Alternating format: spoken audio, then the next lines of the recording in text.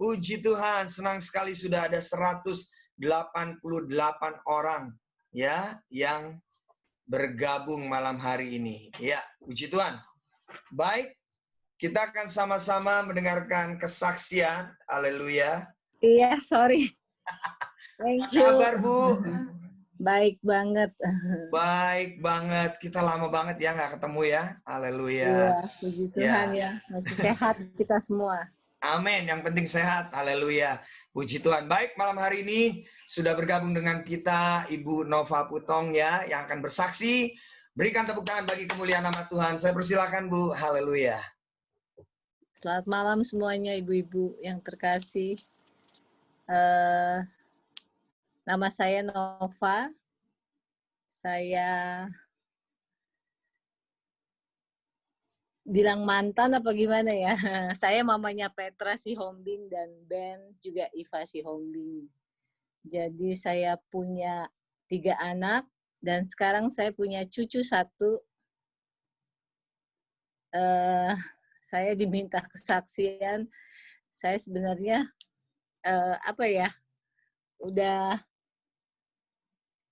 sudah move on ya, maksudnya udahlah, yang dulu sudah lama berlalu, ya udah, saya nggak mau lagi dibikin jadi kepikiran lagi. Tapi kalau Tuhan kasih saya kesempatan untuk bersaksi, saya pikir ada sesuatu yang Tuhan mau saya berbagi.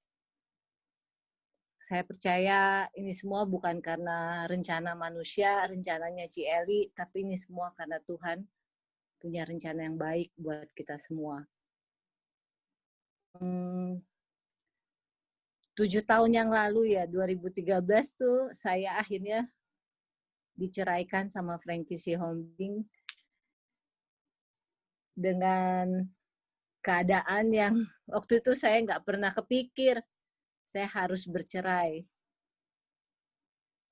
Apalagi kalau mau dibilang kan waktu itu Frankie tuh cukup dikenal, cukup banyak pelayanan, bahkan hidup kami itu benar-benar cuma pelayanan. Jadi nggak ada kepikiran sedikit pun untuk saya akan bercerai dengan Frankie. Jadi waktu saya dapat surat panggilan digugat cerai, buat saya itu sesuatu yang mengagetkan. Bahkan waktu saya harus masuk ke ruang persidangan, ke gedung persidangan Pengadilan Tinggi Jakarta Selatan, saya sempat stres. Saya sempat di Indomaret sampingnya gedung pengadilan itu, saya sempat hampir 2 jam saya di toiletnya karena saya benar-benar shock, benar-benar nggak nyangka kalau saya harus ada di dalam pengadilan ini. Berjalannya waktu, akhirnya saya kalah, saya akhirnya diputuskan hakim kita berdua cerai. Dan setelah itu buat saya ternyata saya nggak bisa ngomong kan ke siapapun. Saya akhirnya nekat punya pikiran untuk bunuh diri. Karena saya pikir kalau saya bunuh diri mungkin jalan keluarnya saya udah selesai. Saya nggak akan ngalamin apapun lagi. Saya udah saya mati ya udah. Tapi itulah lagi-lagi kalau bukan Tuhan, walaupun saya udah berencana untuk bunuh diri, saya udah minum pil painkiller, tapi memang Tuhan belum izinkan saya mati dengan sia-sia, meninggal dengan sia-sia. Akhirnya bisa ketolong karena anak saya bisa bangun di jam yang saya nggak pernah kepikir mereka akan bangun. Mereka kaget karena saya ternyata kunci kamar. Sebelum-sebelumnya saya nggak pernah kunci kamar.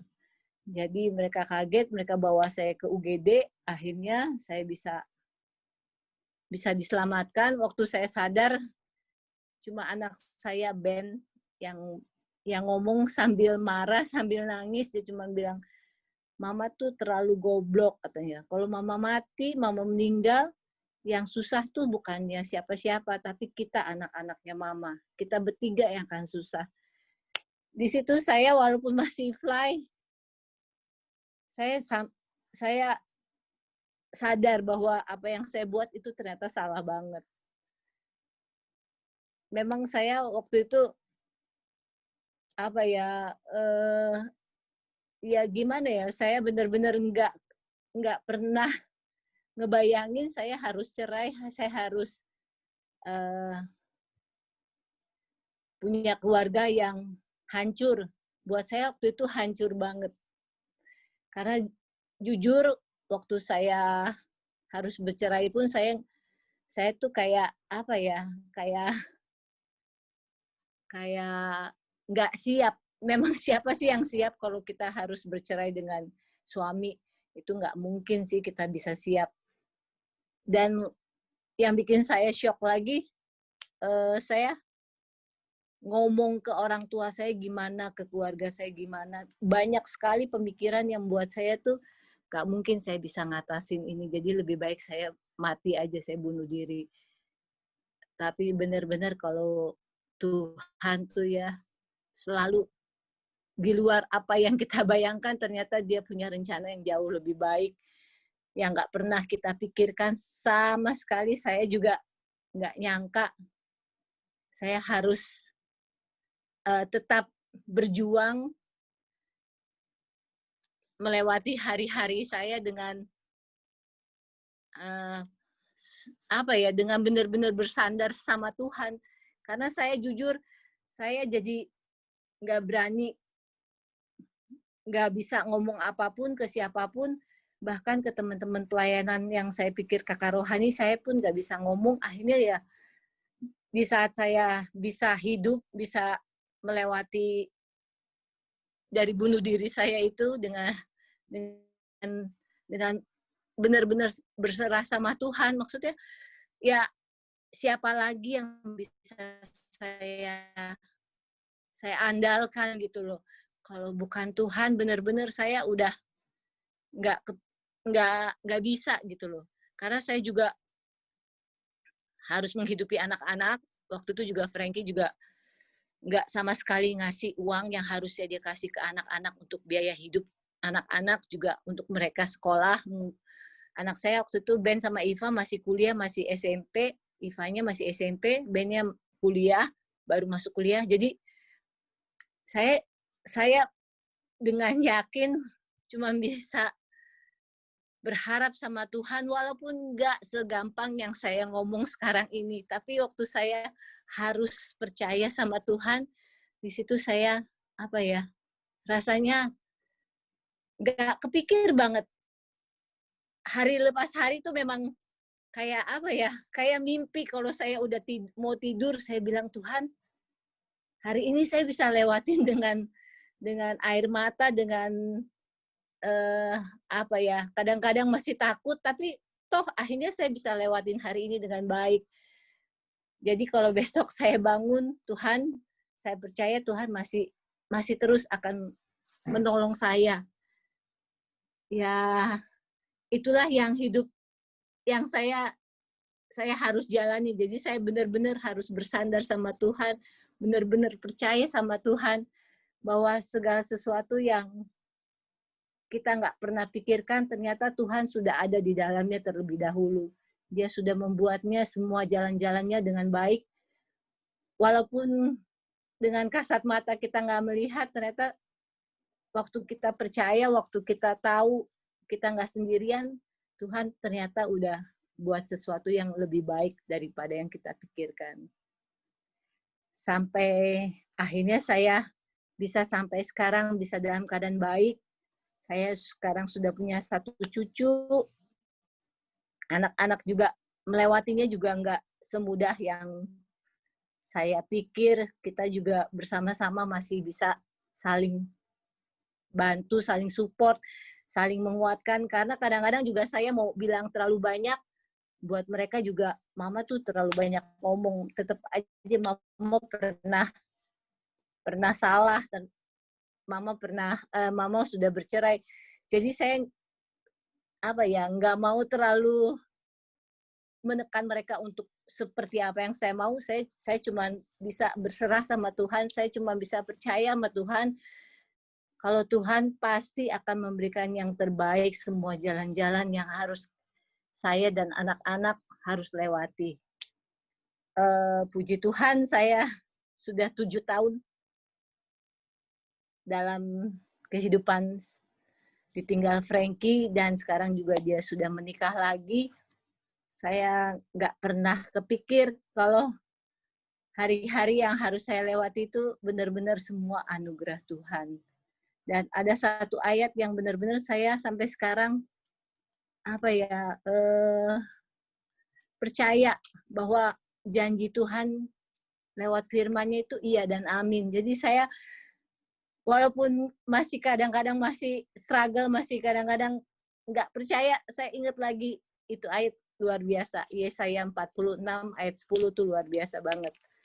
Kalau Ibu Bapak bisa baca itu bagus banget. Itu tentang janganlah takut sebab aku menyertai engkau. Janganlah bimbang sebab aku ini Allahmu. Aku akan meneguhkanmu, bahkan akan menolong engkau dengan tangan kananku yang membawa kemenangan. Saya cuma bisa, Tuhan, saya percaya firman-Mu ini benar-benar sungguh membuat saya akhirnya optimis untuk melangkah menuju kehidupan selanjutnya. Jadi kalau misalnya dibilang orang saya kelihatan hari ini, kelihatan nggak ada apa-apa, nggak ada masalah, itu bukan karena saya. Benar-benar ini cuma anugerah Tuhan yang saya nggak pernah pikirkan, saya nggak pernah kebayang saya bisa melewatinya dengan masih ada struggle-nya, tapi tetap Tuhan berikan saya sesuatu kemenangan yang nggak pernah saya pikirkan itu. Sampai sekarang Tuhan membawa saya untuk terus berjalan bersama-sama dengan Tuhan. Itu aja kesaksian saya. Terima kasih. Wow, luar biasa. Haleluya, puji Tuhan. Ya, Bu Nova mungkin ya mungkin ada beberapa yang ingin bertanya, mungkin jemaat, mungkin ya 1-2 orang saja. Tapi sebelumnya saya mau bertanya nih, sejak kapan Bu Nova sudah benar-benar move on, dan bagaimana hubungan anak-anak dengan papanya sekarang gitu hubungannya? Sejak 3 tahun yang lalu, saya akhirnya benar-benar harus merelakan diri bahwa ya sudah, saya memang sudah nggak bersama Frankie, tapi saya harus tetap bisa berbagi karena bagaimanapun dia papanya anak-anak. Dan puji Tuhan, anak-anak pun melihat saya sama Frankie udah baik, jadi anak-anak juga sekarang juga baik banget dengan papanya. Saya cuma mikir, aduh, bisa nggak ya anak saya bisa ngampunin? Tapi sekali lagi bukan karena saya, benar-benar bukan karena saya, benar-benar itu semua anugerah Tuhan, sampai akhirnya Petra sama Ben nggak bisa memaafkan papanya. Juga Iva juga yang waktu itu rasanya saya pikir juga dia bakalan marah, tapi ternyata dia akhirnya bisa mengampuni papanya. Oke, baik, kiranya cukup ya kelihatannya ya pertanyaan-pertanyaannya ya. Saya mohon maaf kepada seluruh jemaat ya yang mungkin ada pertanyaan yang belum sempat saya tanyakan karena waktu juga. Baik, terima kasih Bu Nova buat kesediaannya ya bergabung dengan kami dan menjadi berkat buat setiap kita. Kita mendukung terus Bu Nova di dalam doa, tetap kuat, tetap percaya ya, tetap sehat. Dan satu kali kita bakal ketemu lagi di dalam pelayanan-pelayanan berikutnya. Berikan tepuk tangan bagi kemuliaan nama Tuhan. Sampai ketemu Bu Nova. God bless ya. Makasih ya. Iya, sama-sama. God bless. Ya, baik, untuk selanjutnya kita akan sama-sama langsung mendengarkan firman Tuhan yang akan disampaikan oleh Ibu Gembala kita, Ibu Eli Kurniawati. Mari saya persilakan waktu dan kesempatannya. Tuhan Yesus memberkati. Terima kasih Tuhan, kami mengucap syukur buat malam ini, biar firman yang akan hamba-Mu sampaikan menjadi kekuatan. Urapi bibir lidah hamba-Mu, kemuliaan kembali kepadamu, Engkau bekerja melawat setiap kami. Di dalam nama Tuhan Yesus, haleluya, amin. Ya. Shalom semua, ada sukacita ya. Kita sudah mendengar satu kesaksian yang luar biasa. Kalau bukan karena Tuhan ya, tidak mungkin ada Nova yang hari ini. Tapi saya tadi dengar kesaksiannya, Nova tetap semangat karena apa yang dipersatukan Tuhan tidak bisa dipisahkan manusia. Nova harus tetap doakan Frankie ya. Saya sempat bertanya sama Nova, kalau suatu kali Frankie kembali, Nova gimana? Dia tetap welcome. Itu artinya hatinya sudah mengampuni. Makanya orang menang ya, jadi pemenang. Saya percaya kalau Nova sampai hari ini masih membuka hati buat Frankie, di mata Tuhan dia keluar lebih dari pemenang. Ada banyak orang ya, bahkan saya terima konseling dari beberapa ibu-ibu yang sudah dipulihkan ya, masa lalu suaminya yang buruk, selingkuh, tapi sampai hari ini sulit untuk mengampuni. Kalau saudara lihat 2 orang sama-sama kejadian suami selingkuh, 1 sudah dipulihkan tapi tidak bisa mengampuni, 1 belum dipulihkan tapi tulus bisa mengampuni. Di mata Tuhan, mana yang keluar lebih dari pemenang? Adalah orang yang bisa mengampuni sekalipun masalahnya belum selesai. Daripada masalahnya diselesaikan tapi tidak bisa mengampuni. Ya, kita percaya hari ini, malam ini saya akan berkhotbah tentang bagaimana optimis. Hari-hari ini saudara akan mengalami keadaan yang mungkin hari-hari ini di luar pengharapan saudara. Ya, orang yang seperti Nova tidak pernah berpikir bagaimana seorang seperti Frankie Sihombing bisa jatuh dalam perselingkuhan sampai memutuskan untuk bercerai, meninggalkan istri dan 3 anaknya. Padahal kalau dilihat background-nya, hamba Tuhan, pelayanan bertahun-tahun, jadi panutan banyak orang, lagunya menjadi, saya dulu juga penggemar lagunya Frankie Sihombing. Tapi ketika orang mengetahui semua ini, akibatnya apa? Banyak orang kecewa. Dan hari-hari ini kita percaya, kalau saudara dan saya tidak mempunyai sikap bagaimana optimis melihat suatu masalah, bisa bangkit nggak saudara? Kalau kita melihat ketika hari-hari ini, banyak orang yang hidupnya itu hanya percaya kepada satu kebohongan, fakta-fakta apa yang iblis katakan tentang hidupmu. Orang banyak berpikir dengar apa kata iblis ketika keuanganmu sudah mulai tertutup, jalan usahamu mulai tertutup rapat. Ya, seperti Nova ketika kelihatan bagaimana hari itu Frankie memutuskan untuk bercerai, meninggalkannya. Mungkin dia sudah hari itu pesimis, makanya dia bunuh diri. Tapi ketika dia kasih karunia, tidak sampai meninggal, dia optimis, dia ada sampai hari ini, dan melihat ketiga anaknya, bahkan dia sampai melihat cucu, dan lihat ketiga anaknya juga bisa mengampuni papanya. Selalu ada pengharapan. Orang yang optimis itu adalah orang-orang yang tahan badai hari ini. Orang yang optimis itu selalu tidak terkalahkan oleh keadaan. Orang yang optimis selalu tertawa melihat hari esok. Saudara dan saya hari ini, kita harus optimis. Kenapa kita harus optimis? Karena kita punya Tuhan yang sudah memberikan janji bahwa saudara dan saya keluar lebih dari pemenang. Saudara dan saya jangan hari ini lebih mempercayai apa yang dikatakan iblis tentang hidupmu. Kita hari ini optimis karena kita lebih mempercayai apa yang dikatakan Tuhan atas hidupmu. Tuhan berkata, di balik penderitaan bukan bencana, tapi di balik penderitaan saudara dan saya akan dibawa berjalan maju, melihat rencana Tuhan yang besar, berjalan dari satu kemuliaan kepada kemuliaan yang jauh lebih tinggi. Itu yang saudara pegang hari ini. Di balik keadaan apapun hari ini, jangan pernah pesimis. Mungkin saudara berpikir orang seperti saya yang alami seperti Nova. Kita semua bukan korban masalah loh saudara. Saya waktu mendengar bagaimana banyak orang yang hari-hari ini hidup di dalam jalan kebenaran justru mengalami keadaan yang sangat terpuruk. Saudara lihat ayatnya dulu. Yuk kita buka. Di Wahyu 17 ayat 14 ya. Saudara supaya tahu hari ini, kalau keadaan hidupmu sepertinya jalan tertutup, tembok yang tebal, saudara jangan pesimis. Jangan sekali-kali memikirkan malangnya nasibmu.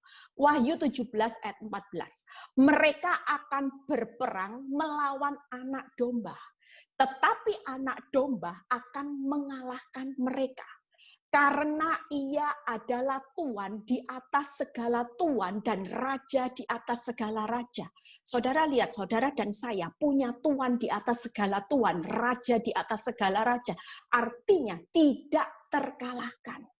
Kalau saudara lihat masalah di sekelilingmu begitu berat, semua jalan tertutup. Tapi saudara dan saya perlu tahu bahwa yang berpihak kepada saudara dan saya adalah Tuhan di atas segala Tuhan, Raja di atas segala Raja. Amin. Lihat kata-kata berikutnya. Mereka bersama-sama dengan Dia juga akan menang. Siapa yang akan menang? Lihat.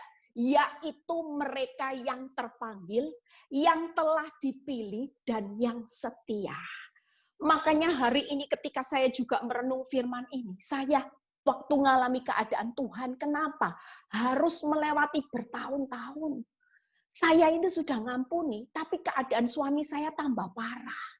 Tambah parah, tidak melihat pengharapan. Sampai saya mengerti firman yang berkata, hari itu Tuhan berkata jelas buat hidup saya, Eli.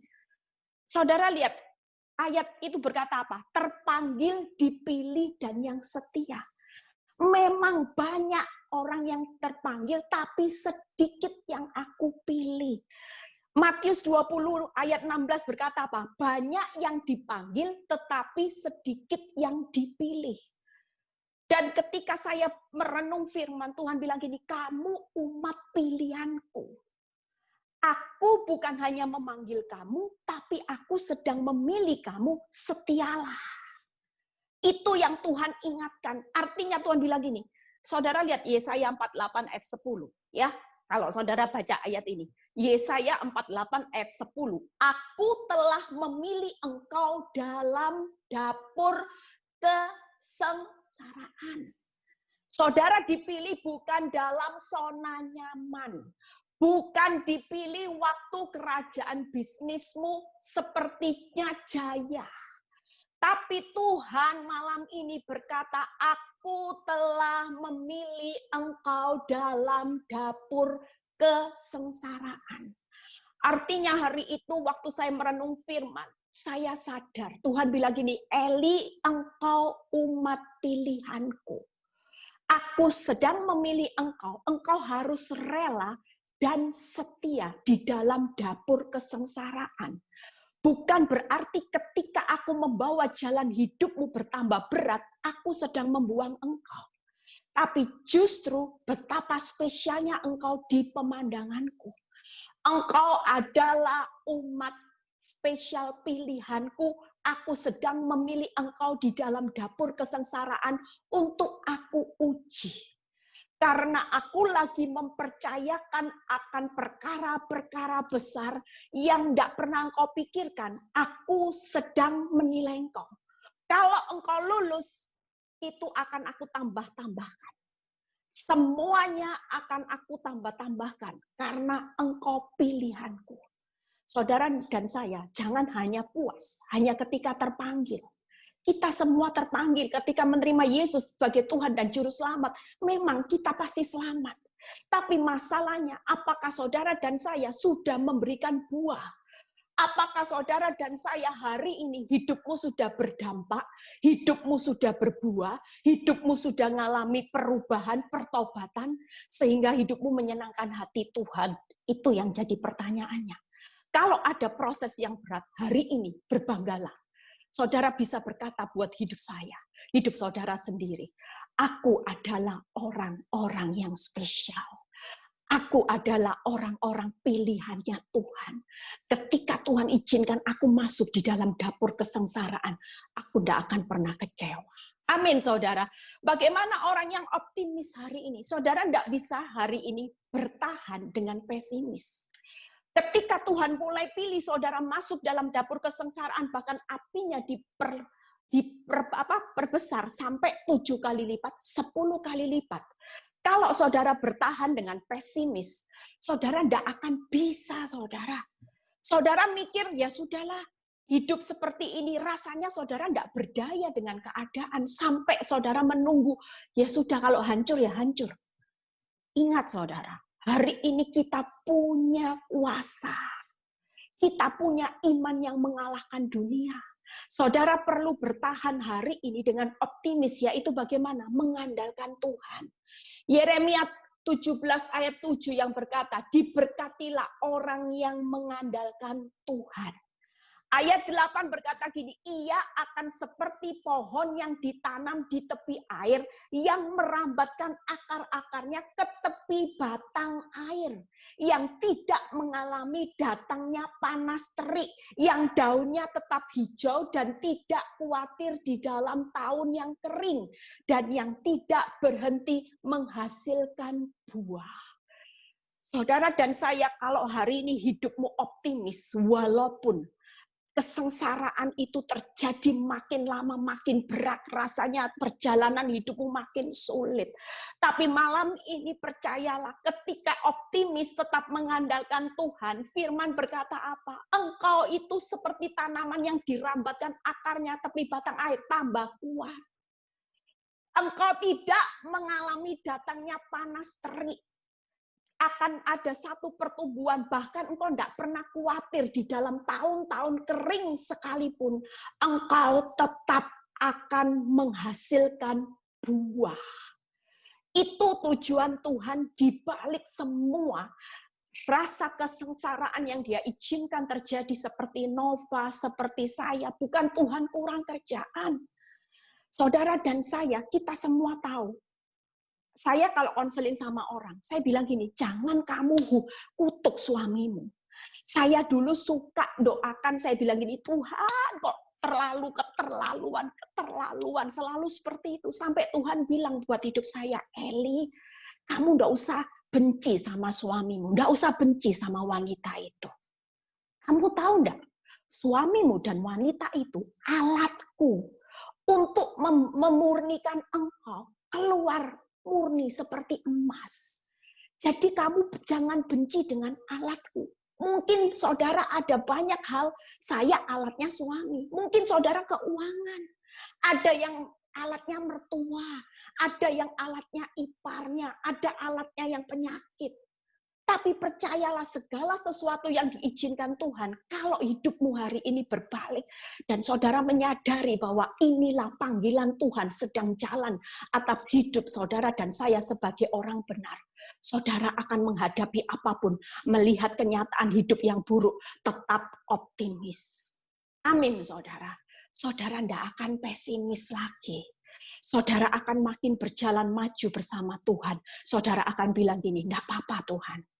Aku akan siap menghadapi. Keuanganku boleh merosot. Suamiku boleh tidak setia. Mertuaku boleh makin tambah galak. Keadaanku makin tambah sulit. Tapi aku tetap optimis. Ketika aku masuk di dalam dapur kesengsaraan ini, aku tetap mengandalkan Tuhan. Janjimu, aku pasti diberkati. Aku pasti berjalan makin lama makin kuat. Aku tidak akan khawatir.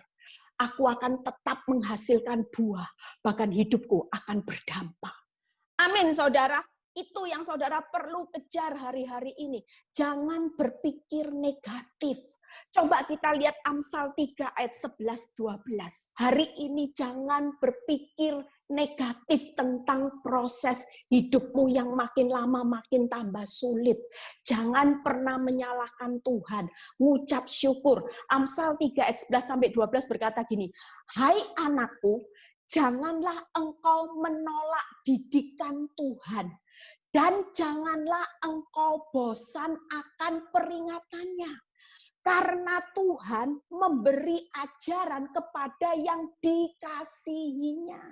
Seperti seorang ayah kepada anak yang disayangi. Tadi dipanggil sebagai orang pilihan yang Amsal 3. Kita ini anak-anak yang dikasihi. Makanya hari ini kalau kita merasa dikasihi, bersyukurlah melewati penderitaan. Jangan menolak didikan Tuhan, jangan bosan. Saya dulu merasa capek dengan didikan Tuhan. Tuhan, sampai kapan kapan Tuhan? Hidupku ngalami seperti ini sampai kapan? Tapi buat saya ketika saya tahu, ternyata Tuhan berkata, Eli, karena begitu besar aku mengasihi engkau. Aku lagi proses didik engkau. Aku lagi persiapkan engkau dari tahun ke tahun dengan peringatan disiplinku atas masalah itu. Karena aku mengasihimu, aku ingin hidupmu menjadi satu pribadi yang memiliki karakter Kristus. Sehingga orang melihat hidupmu dan itu memuliakan aku. Dari situ saya tahu, iya Tuhan, ternyata didikan Tuhan hari ini, peringatan Tuhan. Jangan pikir Tuhan tidak adil. Tuhan terlalu adil, bahkan terlalu menyayangi saudara. Diizinkan, tidak melewati zona nyaman. Orang yang punya standar kerajaan surga adalah yang selalu siap masuk di dalam dapur kesengsaraan. Ketika mereka lulus, mereka akan punya standar kerajaan surga. Tapi orang yang selalu ingin tinggal dalam zona nyaman, tidak mungkin ada standarnya kerajaan surga. Tidak mungkin punya karakter Kristus. Tidak mungkin punya buah-buah roh. Amin, saudara. Bagaimana hari ini? Yuk kita lihat Amsal 3 ayat 5. Apa yang ciri orang yang optimis di Amsal 3 ayat 5-6? Ya, bagaimana orang yang cirinya optimis, ya, bagaimana responnya? Yuk kita baca. Percayalah kepada Tuhan dengan segenap hatimu. Ini respon orang yang selalu optimis mengandalkan Tuhan. Percayalah kepada Tuhan dengan segenap hatimu. Yang kedua, janganlah bersandar kepada pengertianmu sendiri. Akuilah dia dalam segala lakumu, maka ia akan meluruskan jalanmu. 3 hal, Aileen kasih 3 hal. Yang pertama, respon orang yang hari ini optimis itu tadi. Percayanya bulat. Ya, orang hari-hari ini, kalau saudara percaya bahwa Tuhan itu sedang memilih saudara dan saya keluar. Waktu saya dipilih sama Tuhan, saya dipaksa keluar dari zona nyaman, zona keluar dari sosialita, saya diproses masuk dalam dapur kesengsaraan, saya disiplin dididik sama Tuhan bertahun-tahun dengan peringatannya, ya. Di situ saya melihat bagaimana hari itu saya tahu, saya berjalan dengan Tuhan yang besar. Saya cuman punya iman doa pengharapan yang saya tahu iman saya sudah mengalahkan dunia. Doa yang tidak jemu-jemu, pengharapan yang tidak pernah putus. Itu karena saya percaya bulat kepada siapa saya berharap. Amin. Yang kedua, berserah total. Ketika saya berserah total, saya optimis mengandalkan Tuhan. Saya cuma bilang gini, Tuhan, masalahku adalah bagianmu. Suamiku dosa-dosanya bagianmu. Mungkin hari ini saudara mengalami keuangan. Keuangan bagiannya Tuhan. Yang di luar itu bagiannya Tuhan. Firman Tuhan berkata gini, bersama Tuhan kita melakukan perkara-perkara yang besar. Tuhan sendiri yang akan menginjak musuh-musuhmu. Artinya musuh-musuh, masalahmu yang di luar, kalau Tuhan yang nginjak-nginjak, semuanya pasti beres. Semuanya pasti pulih. Tapi yang jadi bagian saudara hari ini, saudara perlu injak musuh-musuhnya Tuhan di dalam hidup saudara dan saya. Berserah total. Serahkan semua keuanganmu. Suami, semua menjadi pergumulan hidupmu yang terberat. Karena ketika saudara menyerahkan, siapa yang bisa membuat perkara-perkara yang besar? Tuhan. Yang ketiga adalah pengendaliannya Tuhan. Hidup ini selalu dalam pengendalian Tuhan. Libatkan Tuhan di dalam setiap lakumu. Maka Dia akan meluruskan jalanmu. Artinya hidup ini baik responmu dikendalikan sepenuhnya sama Tuhan. Kenapa saya bisa ngampuni, saya bisa mengasihi? Karena saya tidak mau respon saya dikendalikan oleh iblis. Saya tahu saya masih dalam proses karena saya umat pilihan Tuhan. Saya adalah anak-anak yang dikasihi Tuhan. Makanya hari itu saya berjalan, saya tahu musuhnya iblis itu harus saya yang berusaha untuk mengendalikannya. Saya bilang, Tuhan, saya tidak mau dikendalikan oleh iblis. Kalau saya dikendalikan responnya oleh iblis, berarti saya berkompromi dengan musuhnya Tuhan. Waktu dan cara Tuhan. Saya sudah berserah dengan pengendalian waktu. Saya bilang, Tuhan, saya tidak berhak memaksa Tuhan. Sampai kapan? Cepat toh Tuhan. Semua hidup ini tentang Tuhan. Waktu-waktunya Tuhan. Saya dulu sukanya paksa cara Tuhan. Saya bilang gini, Tuhan, saya pingin loh Tuhan, cepetan toh Tuhan putuskan. Saya berdoa yang buruk, saudara.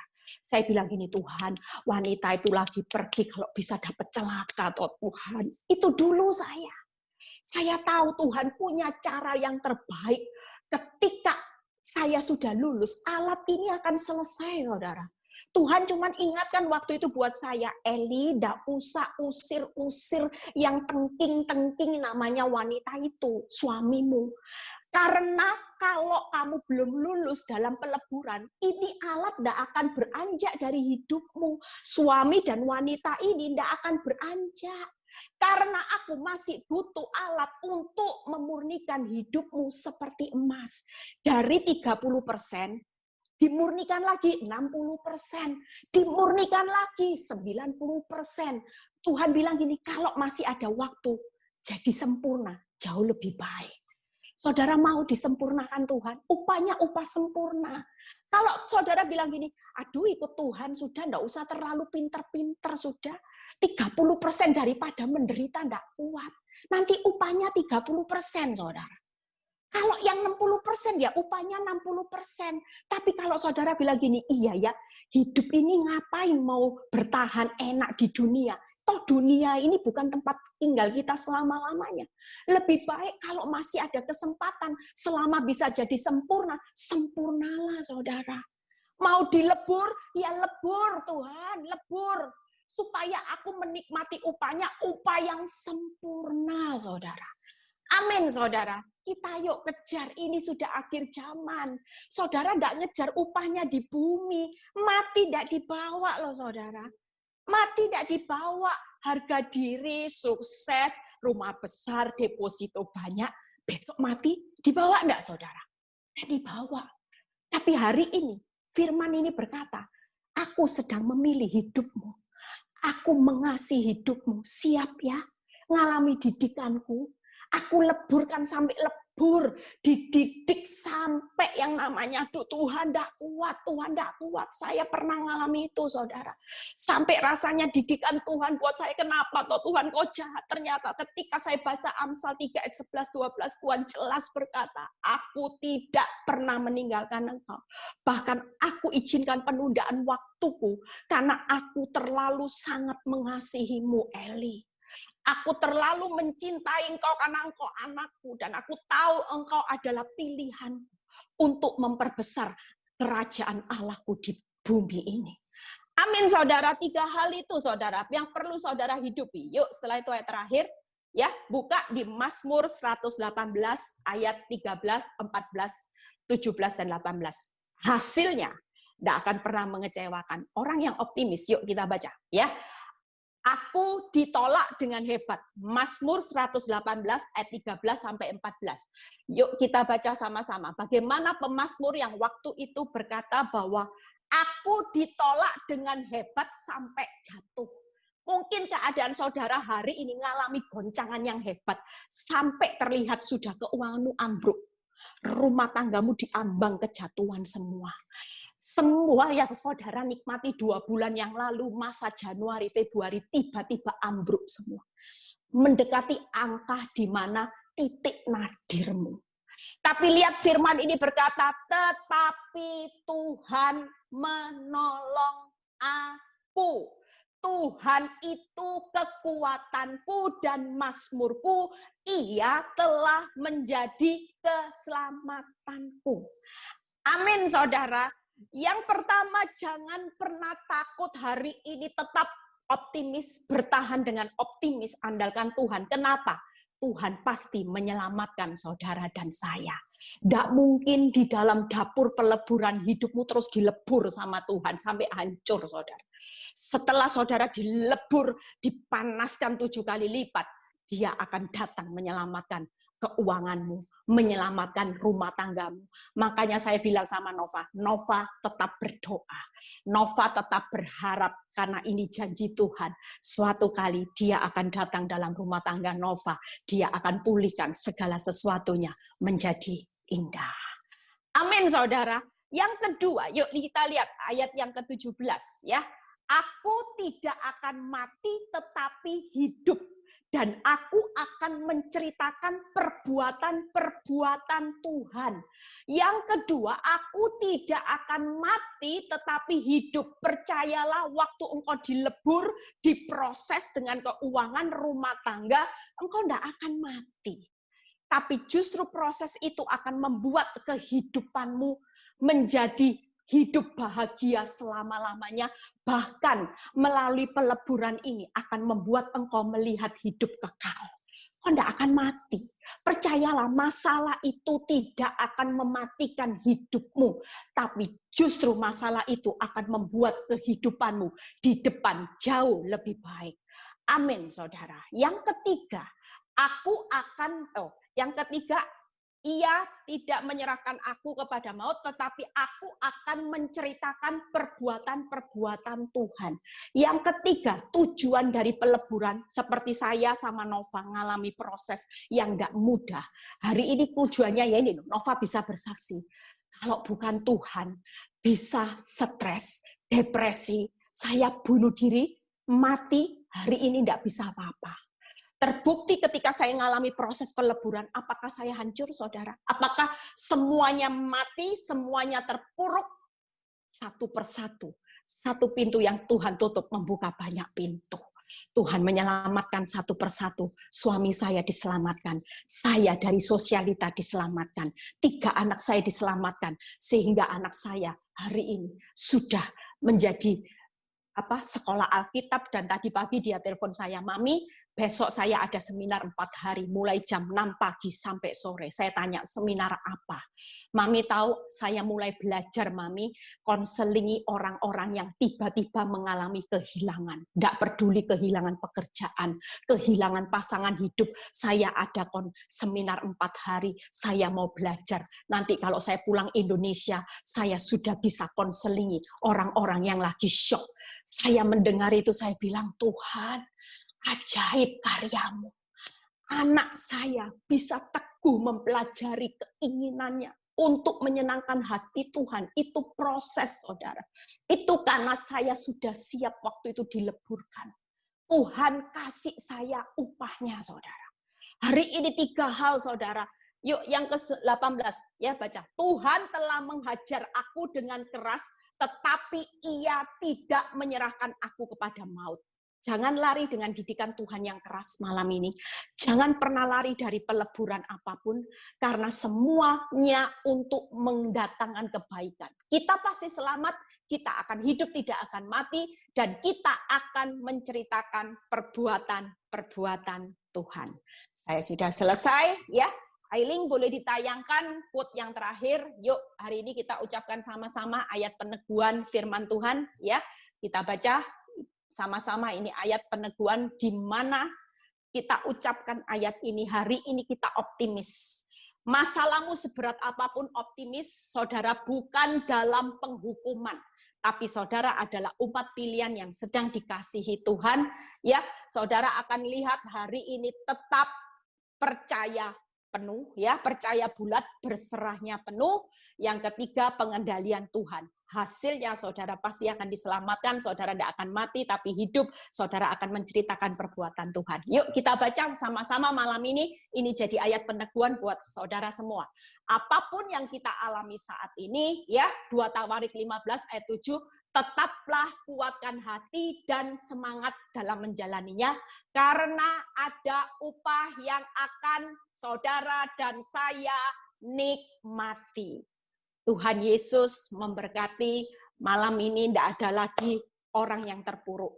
Siap di akhir zaman masuk dalam peleburan untuk dapat sesuatu yang terbaik dari Tuhan. Terima kasih Tuhan. Kami mengucap syukur buat malam ini Tuhan. Kami percaya malam ini kami datang di hadapan-Mu Tuhan dengan mengangkat tangan kami. Kami mau percaya bulat. Kami mau berserah penuh. Kamu mau hidup dalam pengendalian Tuhan. Hidup kami milik-Mu Tuhan. Di dalam dapur peleburan di akhir zaman ini Tuhan. Engkau sedang memurnikan setiap anak-anak-Mu Bapa. Biarlah malam ini Tuhan yang sakit Engkau sembuhkan Bapa. Yang mengalami masa-masa dalam keadaan ekonomi yang tergoncang Tuhan. Buka tingkap-tingkap langit-Mu. Ketika kami optimis, kami selalu melihat jalan dan janji Tuhan. Kami tidak mau pesimis, kami mau optimis Tuhan. Biarlah saat ini yang sakit sembuhkan, yang mengalami masalah rumah tangga Tuhan pulihkan. Terima kasih Tuhan, kami sehati berdoa buat Nova. Kami tetap percaya bahwa apa yang dipersatukan Tuhan tidak bisa dipisahkan manusia. Kalau Engkau berjanji menyelamatkan Nova, Frankie, dan seisi rumahnya, Engkau pasti pulihkan dengan anggur yang manis. Terima kasih Bapa. Berkati Frans Wulan, Debbie, Ailing, Mami Tuhan. Semua yang mendukung acara Zoom ini.